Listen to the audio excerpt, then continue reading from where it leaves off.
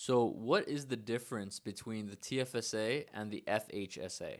So let me talk about the TFSA. So the TFSA is the single greatest wealth building tool we have here in Canada, and the majority of people will never use it properly. But for this video, I'm just going to kind of give a high level overview. The TFSA, you're taxed on your money. Before you get paid, you're taxed on your money, and you're investing in your TFSA with your after-tax income. Because you're doing that, and there's no sort of deductions, income deductions that you're getting in your TFSA for contributing to your TFSA, it's after-tax income that you're putting into your TFSA to contribute, to save, to grow, build your wealth by investing that savings into assets. So the thing to know about your TFSA is, first of all, investing anything in any registered account here in Canada, you want to know a couple things. So the first thing is, what platform are you using? So the platform ideally that you should be using is Wealthsimple, because they don't charge commission when you place an order to buy or sell a stock. So you use Wealthsimple as your platform of choice. So you open up your TFSA, and now you have an option whether to choose self-directed investing. You have a couple options. You have the robo-advisor, which is basically Wealthsimple's professional money managers are managing your money for you. Very similar to how a mutual fund would operate. So there are fees on that. And the second option is self-directed. And most people will probably, brand new, will probably put it into the robo-advisor, which is fair, right? You don't know anything. It's very intimidating. Ideally, you choose self-directed investing, saving yourself fees. Now you have self-directed TFSA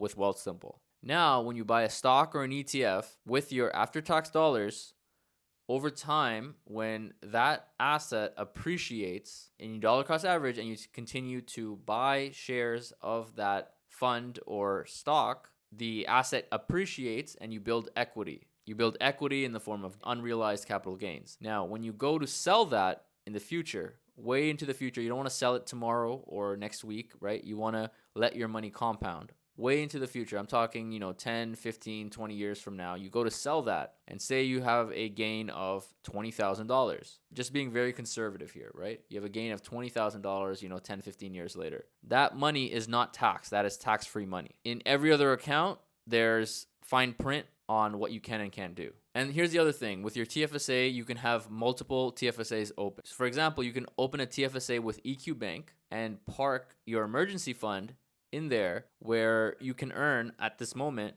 3% interest on your money tax-free. So that's one TFSA account that you have.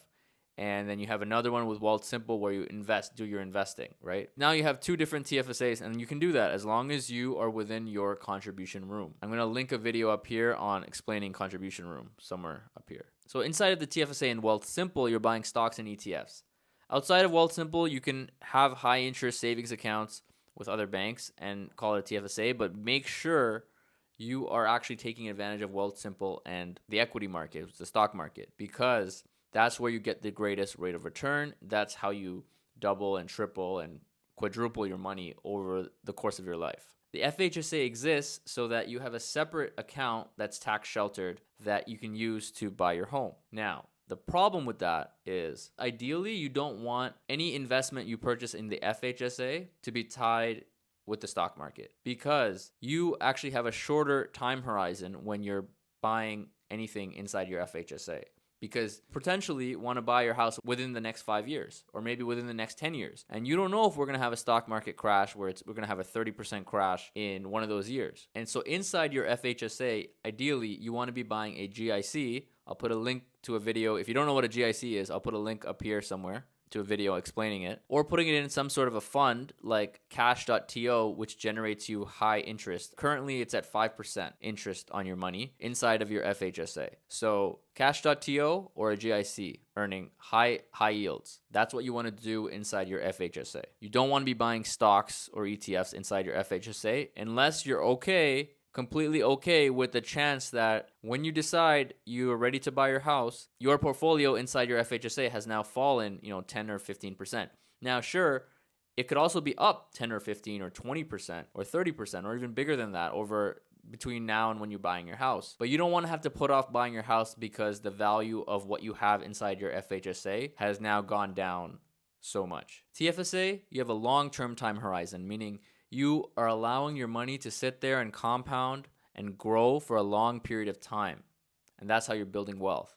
With your FHSA, you're not really trying to build wealth. It is just a savings account. The FHSA is basically a savings account that you're trying to earn high interest on. Sure, you could buy VFE and index ETF inside the FHSA, but we can't predict the stock market when it's going to go up, when it's going to go down.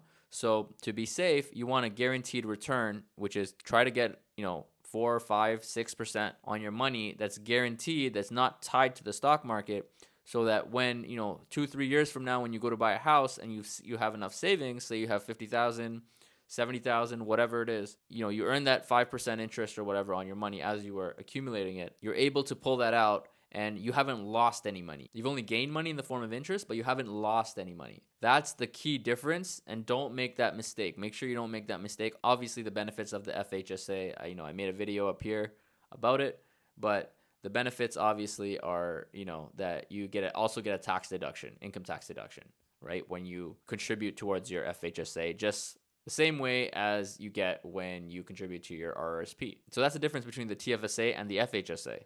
So hopefully that helps. Put in the comments if that cleared things up for you guys.